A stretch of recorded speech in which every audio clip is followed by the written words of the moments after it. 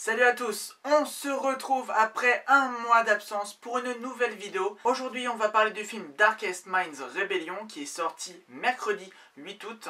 Darkest Minds Rebellion, c'est un film réalisé par Jennifer Wu Nelson, avec notamment au casting Amandla Stenberg, Bradley Whitford et Harris Dickinson. A noter la présence également de Gwendoline Christie pour quelques scènes. C'est un énième film pour ados adapté d'un bouquin. Il s'agit donc de l'adaptation de la saga Les Insoumis d'Alessandra Bracken. L'histoire de ce film, en gros, et pour ne rien vous spoiler, c'est l'histoire d'un monde post-apocalyptique où une maladie a ravagé la Terre entière en tuant 90% des enfants. Les enfants restants ont été dotés de super pouvoirs, ce qui les rend dangereux aux yeux des adultes. On a concentré les différents pouvoirs des enfants en 5 catégories. Des pouvoirs les moins dangereux aux plus dangereux. Il y a les verts qui ont une intelligence accrue, les bleus qui ont des pouvoirs télékinétiques, les ors qui peuvent contrôler l'électricité, et les deux groupes considérés comme les plus dangereux, les oranges qui peuvent manipuler les pensées, et les rouges qui peuvent cracher du feu. Dans tout ce monde qui se veut post-apocalyptique, on va suivre les aventures de Ruby,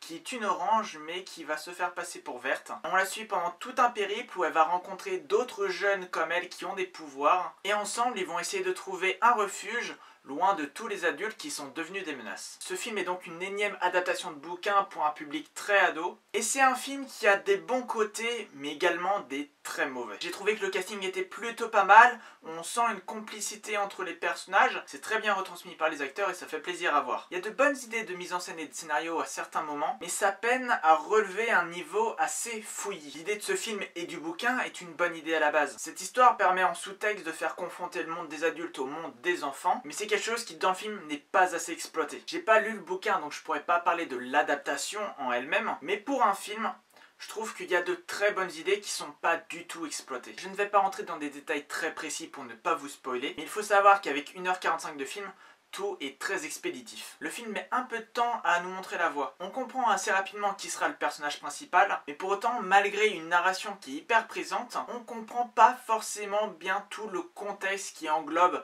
ce monde post-apocalyptique. À chaque fois que le film semble vouloir se poser un petit peu, le rythme directement après commence à accélérer. On sent que les scènes sont très cutées et qu'il n'y a pas de possibilité d'instaurer des moments assez long, assez posé et calme, parce qu'on veut toujours remettre une sauce d'action avec un événement qui se passe. C'est pas forcément la meilleure des manières pour commencer une saga, parce que finalement tout s'enchaîne très vite, le film nous tire par le bras sans qu'on ait vraiment le temps de tout saisir, et finalement les seules informations qu'on arrive à saisir, on les voit portées d'incohérence. Notamment avec le pouvoir de Ruby qui est une orange, donc qui peut manipuler les pensées, et qui s'en sert pas énormément que ça. Ce qui est dommage parce que c'est un pouvoir qui est énorme et vu qu'elle ne s'en sert pas beaucoup, ça fait plutôt ado en détresse plutôt que ado très forte. Le film aurait largement mérité d'avoir un bon quart d'heure de plus parce qu'il ne fait qu'1h45 et 1h45 c'est beaucoup trop peu et on peut pas s'empêcher de se dire que c'est pas une intention de réalisation, que c'est le studio en fait qui a voulu cutter parce que soi-disant le public visé est un public d'ado pour qui sûrement que 1h45 de film c'est très bien et en plus ça permet de rajouter une séance dans la journée donc niveau fric c'est aussi pas mal. Il y a pas mal de situations qu'on voit venir à des kilomètres. A contrario il y a aussi pas mal de bonnes idées comme je l'ai dit, mais le tout est globalement assez poussif. La fin rattrape un petit peu tout ça, je dirais les 20-30 dernières minutes de film, parce qu'enfin là on a une bonne utilisation des pouvoirs de Ruby, la toute fin est un petit peu hachée, ça fait vraiment on case cette fin là, parce qu'il faut quand même essayer de faire monter la hype pour un deuxième film qui n'aura très certainement pas lieu je pense. À ce qui paraît le film fait un four complet aux États-Unis, ce qui ne promet rien de bon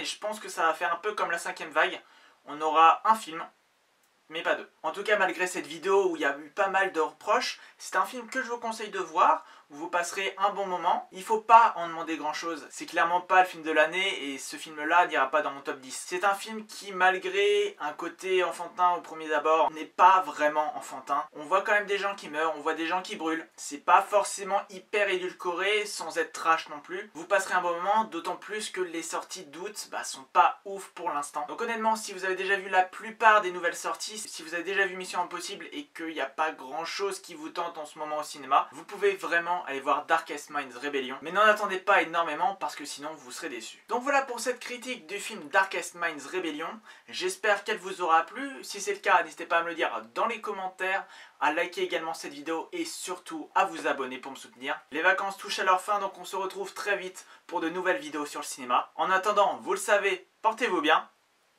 ciao.